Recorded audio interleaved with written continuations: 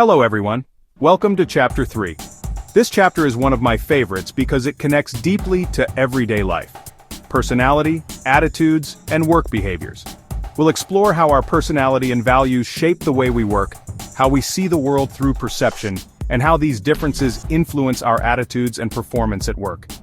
By the end of this chapter, I hope you'll not only understand these ideas in a management context, but also see how they apply to your own career and personal life. Let's start with a simple example. Look at a glass of water. Some people see it as half full, while others see it as half empty.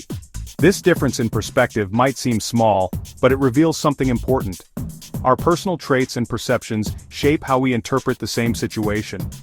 In the workplace, these differences influence how we view our jobs, how we interact with colleagues and managers, and even how well we perform. What is personality?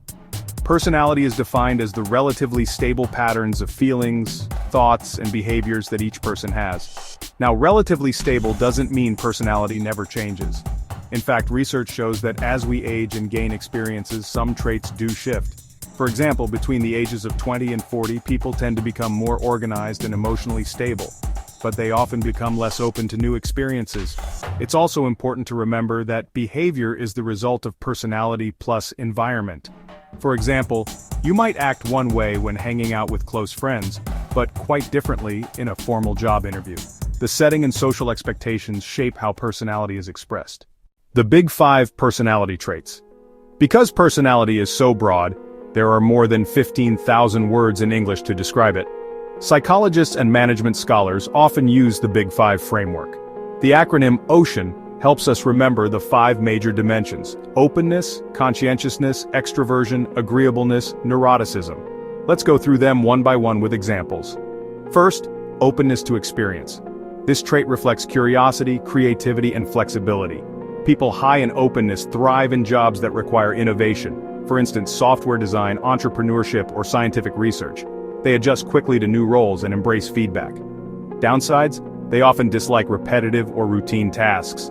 Companies like OpenAI or Tesla look for high-openness individuals who can adapt to rapidly changing technologies and invent new solutions, but the same trait may make them restless in traditional jobs like auditing or data entry. 2. Conscientiousness. This is about being organized, dependable, and achievement-oriented. Conscientious people consistently perform well across different jobs. They have lower turnover and absenteeism, follow safety rules, and even tend to have higher credit scores because they manage responsibilities reliably. They're also more likely to build sustainable businesses when they become entrepreneurs. During the COVID-19 pandemic, studies found that conscientious employees adapted to remote work more effectively because they were self-disciplined and could manage tasks without close supervision. 3. Extraversion. This is about being sociable, outgoing, and energized by interactions.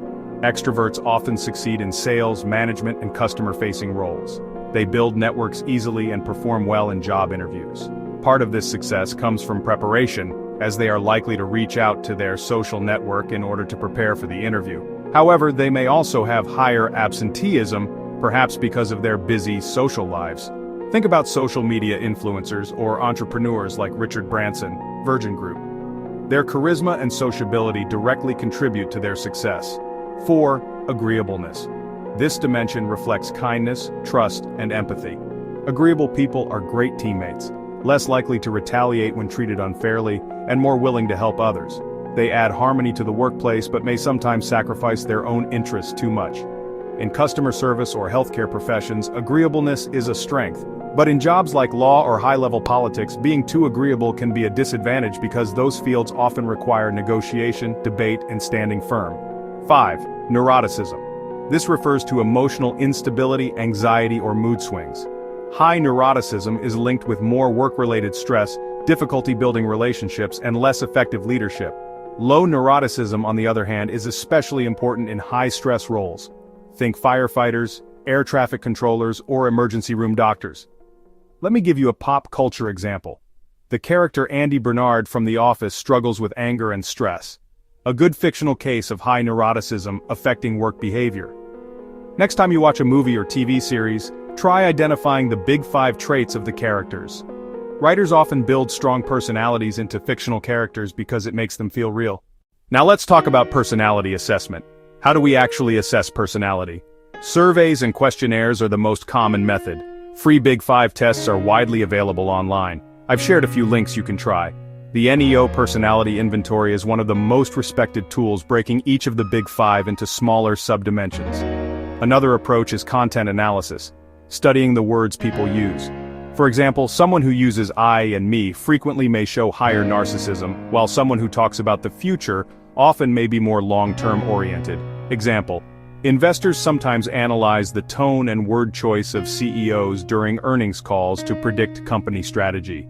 If a new CEO uses confident, future-oriented language, the stock market often reacts positively. In summary, personality shapes how we think, feel, and act at work, but it always interacts with the environment. By understanding the Big 5 traits, you can better assess not only your own strengths and weaknesses, but also the kinds of roles where you might thrive.